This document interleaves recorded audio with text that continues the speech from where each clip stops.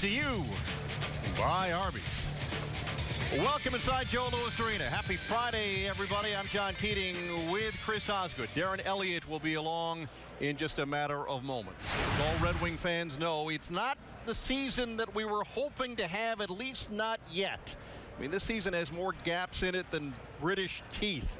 It's Austin Powers hockey, for the most part, that we've been seeing from this Red Wings group. They just haven't had a chance to get on any sustained roll, and that's especially true, Oz, They've here had at two home. rolls.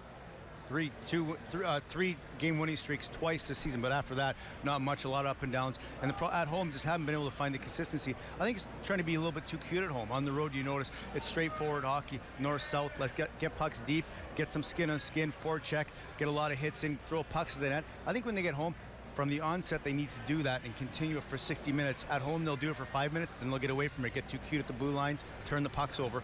Last game against Washington, in the game, after 2 periods, really were outplayed in the third when they became getting too cute again, and then eventually lost the game in overtime. But really, to me, simplifying their game at home will help a ton. And they're in a stretch right now in which 12 of the next 15 are here at Joe Louis Arena. Tonight will be the Wings' 20th game of the year, a milepost to be sure. The Wings are 9-8-2 to this point. Middling right now in the standings, and the message from the coach to his team and to others after the overtime loss on Wednesday is that result is average. They've got to find their way out of being, to use Jeff Blashill's word, just average. Our record states that our team is average. I'm a big believer you are what you do, and right now our record states that we're just about average. I think we're a better team than that, but I can think what I want. What we go out and prove every day is what's important. How do we get beyond that? I think we've done lots of good stuff. I think we've built as a hockey team. Last game was the first game we've been outchanced in a long time, and even that was a real good hockey game. I thought we need to find a way to just score another goal at critical moments. It's not going to be lots. It's hard in this league, but we've got to find a way to just score that extra goal. Red Wings are playing the Kings tonight. They went 1-1 against Los Angeles last year. Let's head downstairs and between the benches. Darren Elliott joins us in finding their way to some degree of consistency. Even though the Wings are playing better in the eyes of almost everybody, Darren, that's really the challenge right now. Yeah, it is a challenge, and there's all kinds of fancy numbers and analytics, but realistically, there's some old school metrics. You're supposed to win 2 out of 3 at home. They have a 4-5-1 record at home. How about your power play and penalty kill adding up to over 100 as a minimum? You'd like it to be closer to 105. Right now, it's 99.5. And you want to outshoot your opponent on a regular basis, yet the team has been outshot 13 of 19 games. So it may look better, but it's got to get a lot better. No more weightlifting for you because you can barely fit in your spot there between the benches. The He-Man, Darren Elliott downstairs. Obviously shots on the differential in shots is really where the Red Wings heads have been over the course of the last 2 or 3 weeks. And they've never had this issue ever. Usually the other team that's out shooting the opposition by a ton. It's just goals for. They haven't scored nearly enough goals. They're 26th in the league in goal scoring in a league that's angling towards teams scoring more goals, and you got to be able to score. Chicago Blackhawks winning the Stanley Cup last year, they can flat out score goals. They're going to score 5-6 a game. They get at least 4. The Red Wings got to get to that point where they're getting 3 or 4 a game, or they're going to be muddling around like this for the remainder of the season. They're averaging 1 a game, maybe 2. That's just not even close to enough to win in this league. And the Red Wings will have a bit of a different look. A couple of guys will come off the medical report. Brendan Smith has been out for a little bit with a sickness that he thinks is strep throat. Meanwhile, bad back was the issue for Brad Richards. His was barking, and he returns as Pavel Datsyuk's winger tonight. They'll play together for the first time. Richards was signed to be a difference maker this year on this team, and then was on the shelf for the last 13 games. The little butterflies last night going to bed, knowing mentally you're getting prepared to play again, and that's a good feeling because no matter how long you play, you always miss competing with your teammates. As we understand it, you're going to get a chance to play with Pavel. What does that mean? Well, it's exciting. I've admired his game for many years, and you always enjoy playing with good players. It might be a little bit of adjustment playing the wing, but at the same time, he's been around so long, he'll make that easier, and hopefully my experience, we can figure some good things out there. Brad Richards, a veteran who's got Stanley Cup winning pedigree, and he joins the Red Wings at this stage of his career. keeping up with the young guys around him is going to be a bit of an issue, and playing with Pavel, perhaps that sets him up very nicely. There's a learning curve, though, playing with Pavel Datsyuk. He's a dynamic player, but also what comes to that is figuring out where is he going to go. I mean, this guy is so talented. He can make plays. A lot of guys in this league can't. So Richards, his troubles will come and figure out where Pavel's going to go and how's Polkinen going to fit in this line on the side. He's the shooter, but also Pavel likes to have the puck, and Richard is a playmaker too. So this to me is like a science project, and hopefully it turns out good. Yeah, you're looking for answers, and Zetterberg and Abdelkader and Larkin are reunited up front, and Darren, that gives the Wings some dynamic aspect to their first line against a Kings team that's coming in on an absolute roll. Yeah, and you take a look at those lines. I think the Polkin and the experiment that Ozzy's talking about, you have two guys that are premier passers. He's a shooter. He should have double the opportunity to get in a shooting situation. Then to me, the baseline line is Sheahan, Tatar, and Nyquist. They have to rise and elevate their game from a scoring standpoint, and that will help everybody, all four lines included. All right, right back to Darren Elliott in a matter of moments. Someone needs to be a hero tonight, and if the Wings were able to find one of their members finding his way to a hat trick, it could bode well for you. Your tomorrow could include a stop at Arby's. In such an occurrence, just bring a copy of the scoring summary to any participating Arby's for that free small order of curly fries. A Friday night in Hockey Town. Some hockey weather moving in, as we understand it. There's no place you'd rather be than at the Story Joe. We'll put some perspective on a rather astounding streak when we come back.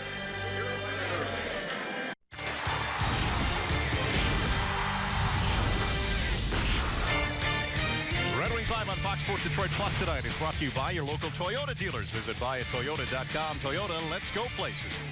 And by Motor City Casino Hotel. Wings and Kings on a Friday night tonight. In a day and time where nothing stays consecutive for 5 consecutive years, we found the exception. We see a blip. It was December 10th of 2010 that the Red Wings began another streak of sellouts here at Joe Louis Arena, and that number is going to reach a milestone with the next home game on Wednesday night. Happy to be joined by the Chief Executive Officer of Olympia Entertainment. Tom Wilson joins us.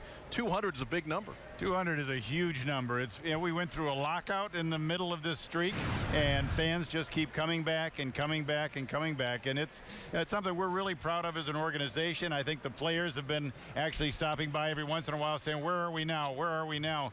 And, you know, it was really interesting when this streak started 5 years ago. I remember Nick Cronwall going in talking to the sales staff saying, I don't know what you're doing, but as players, we really sense the difference when you got a full house and everybody's revved up. So it's been a great ride. There are 6 current members of the Red Wings who were on the team when the streak started, and one particular goalie of note played in that game back on December 10th of 2010. He did. Mr. Osgood was in net. So I don't know if that says that's how long ago that streak was, or that's how recent it was. But yeah, Ozzy was a big part of that. All right, well, let's talk of what you're going to be doing for the fans to say thanks and way to go. Well, with 200 games, we've got 200 prizes, and we're going to be giving some away here. It can be tickets, it can be gift certificates, it can be sticks and pucks and things like that, but also on the social media. So if you want to go onto our Facebook site or our Twitter site, or if you want to just go on the Red Wings website, it'll tell you how to enter, how to win, and we want to share this success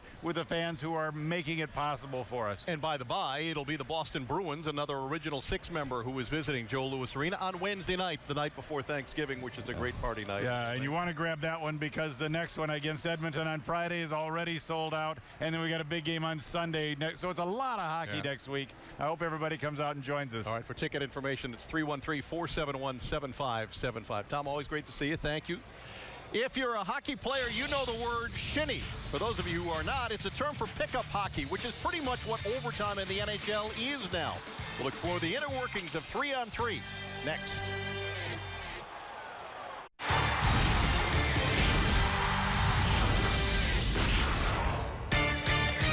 It's, as the kids would say, cray-cray.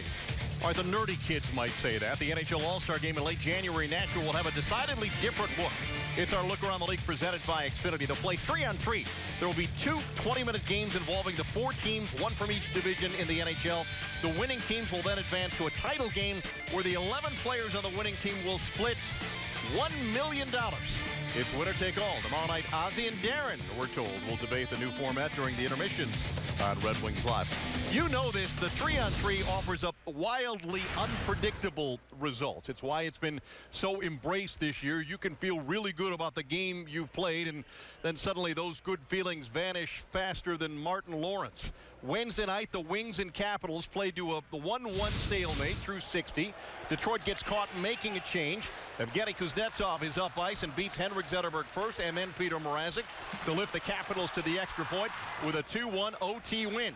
Coaches and benches are still learning about the nuances of 3-on-3 hockey. I think everybody thinks there's going to continue to be ways that we can find better ways to coach, and there might be. I had some of it in the American League. I think the less players on the ice, the less coaching that takes place. I really believe that. I think as you get less guys on the ice, it becomes more man-on-manish. Maybe that's why it's a more entertaining product, to be honest with you. I think part of it is finding the right combinations. I think part of it's going out and executing. You know, what I do believe, though, is when you go to overtime, if you expect to be a lot higher than 500, I think you're playing with fire. I think that's what happens. So we want to win games in regulation. I think if you look historically, most teams are around that 500 mark throughout a year. There's going to be exceptions to that rule, and we'd love to be an exception to that rule, but what we'd rather do is take care of it in regulation is what we'd rather do. Yeah, you can see each and every one of our overtime games have ended in overtime, and, you know, a number of them pretty quick. So it's, you know, you got to make sure you don't get out there too long, you're not too tired, and for the most part, it's man on man, and, you know, you got to stay with your guys. So it's fun to watch, and I think fans have enjoyed it. Darren rejoins us from downstairs now, and Jeff Blashill, the head coach, says, Darren, that less coaching might be better in OT. It's up to the players, certainly, and it's man-on-man coverage, as Justin Advocator indicated. And that's what happened the other night on the overtime goal. Two guys had worked out a play. Evgeny Kuznetsov takes the puck back, and this is a set play between the two of them. He goes back, and it's really a disguised possession change. And there's a read. Kindle changes. Not a bad idea, actually, because he thinks everybody's going to change. Henrik Zetterberg sees his man's going to change. Changes in front of him, makes him flat-footed. Kuznetsov gets the quick up, so now he's by Zetterberg. The late change by Kindle means that there's no angle for Kronwall coming on the ice. So the hot read for Kuznetsov between Niskanen was, if they change, I'm not changing. I'm going to have the quick up, give it to me in full flight, and you see the result. Well, that's really the challenge, isn't it, Oz? The balance between staying on the ice for the length of your shift and not being caught on the ice when you're out of gas. Yeah, and it's the possession of the puck too, but not knowing when to get off. Don't go down the ice for that extra oomph, that extra push trying to get that goal. You got to get off before you get to that exhaustion point, because if you get there, there's going to be 2-on-1s, if not breakaways, because you just can't play defense when you don't have your legs underneath you. All right, here's hoping that the Wings win this one in 60 minutes tonight. Now with the Wings in the East, we only see the West teams once a year, and the Kings team that arrives here tonight is a guy that the Wings know well. He's hard to miss. We'll talk of Milan Lucic next.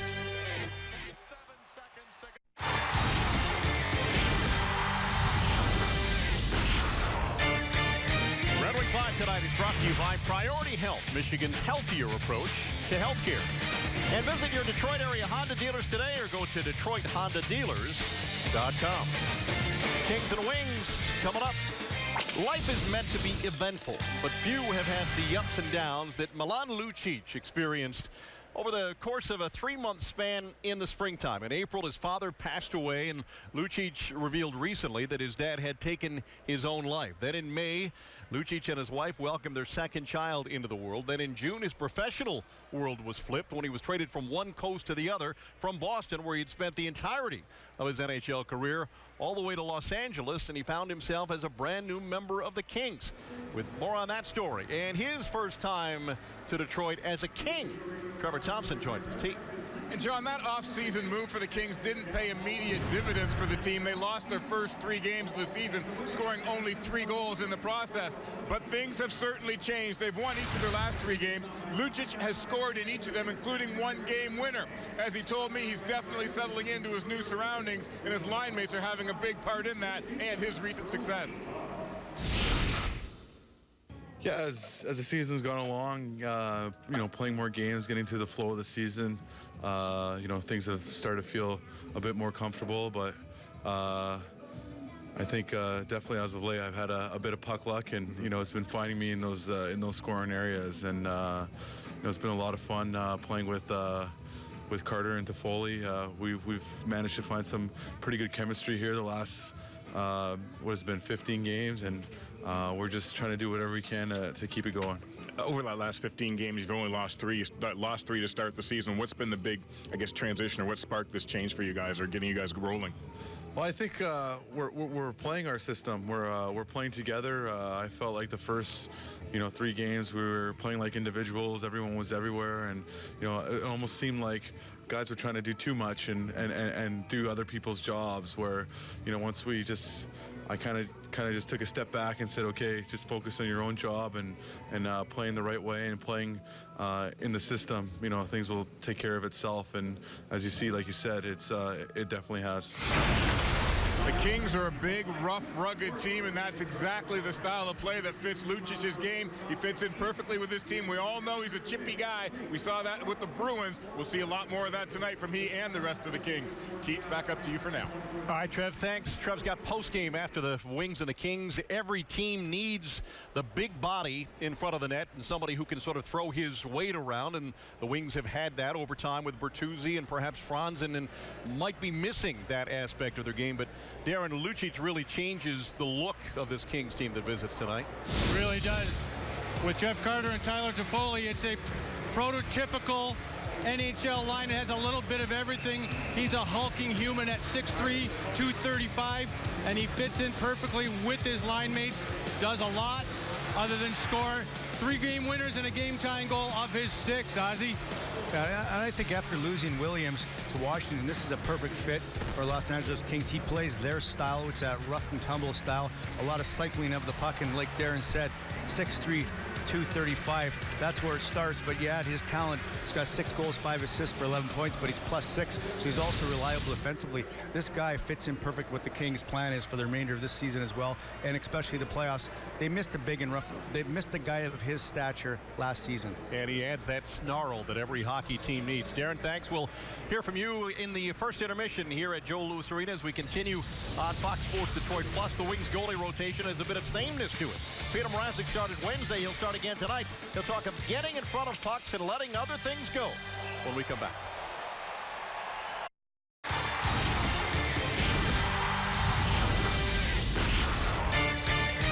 Red Wings Live on Fox Sports Detroit Plus is brought to you by ZopAuto.com, home of Chrysler, Jeep, Dodge, Ram, Ford, Toyota, and Scion. Peter Mrazek made 25 saves on Wednesday and kept the great Alexander Ovechkin off the score sheet again. But it was the last shot taken that he'd like to have back when the Caps, Evgeny Kuznetsov, scored in overtime.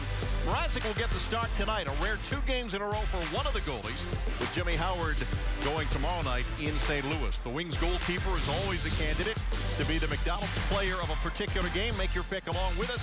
We'll reveal our choice later tonight during Red Wings Live. The process is presented by the all-day breakfast menu at McDonald's. Some losses just hurt more than others. For some, it's almost like passing a kidney stone. Goaltending has not been the Red Wings' issue. In the month of November, Peter Mrazek is 6th in the NHL in goals against at just under $1.50. He's also among the league leaders in swagger. It's what every goalie hopes to find, that stretch when the puck looks as big as a frisbee. I think in goal is the confidence is the most important thing, to be a goaltender. And when the odd goal goes in, is confidence a big part of sort of shrugging that off, moving that to the side? Yeah, when the goals go in, you just have to, shake it off and go for the next shot, and don't even think about it that you let any goals before. Do you feel like your game is rising early this season?